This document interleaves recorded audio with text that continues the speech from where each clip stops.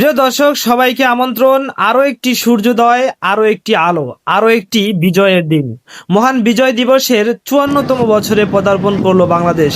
আজ ১৬ই ডিসেম্বর মহান বিজয় দিবস।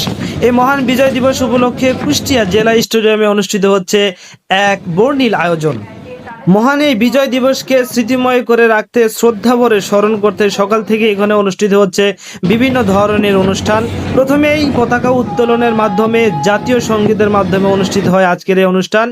আইন শৃঙ্খলা বাহিনী থেকে বিভিন্ন স্কুল প্রতিষ্ঠান কিন্তু এখানে কুচকাওয়াজ প্রদর্শন করেছেন এবং যেটা শারীরিক সংস্কারের মাধ্যমে যে স্তম্ভ তৈরি করা যায়, শহীদ মিনার থেকে বিভিন্ন ধরনের স্মৃতিসৌধ কিন্তু এখানে প্রদর্শন করা হয়েছে।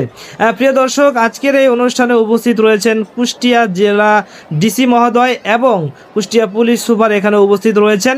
সকাল থেকে বিভিন্ন ধরনের গান এবং কুচকাওয়াজ এবং প্রদর্শনী, ব্যক্তিগত শারীরিক সংস্কার, স্মৃতিস্তম্ভ থেকে অনেক কিছুই কিন্তু এখানে প্রদর্শন করা হয়েছে। প্রিয় দর্শক, আপনারা জানেন ৯ মাস রক্তক্ষয়ী যুদ্ধের মাধ্যমে আমাদের এই অর্জিত স্বাধীনতা কিন্তু আমরা ছিনিয়ে এনেছিলাম। এমন দেশটি কোথাও খুঁজে পাবে না গো তুমি, সকল দেশের রানী সেজে আমার জন্মভূমি।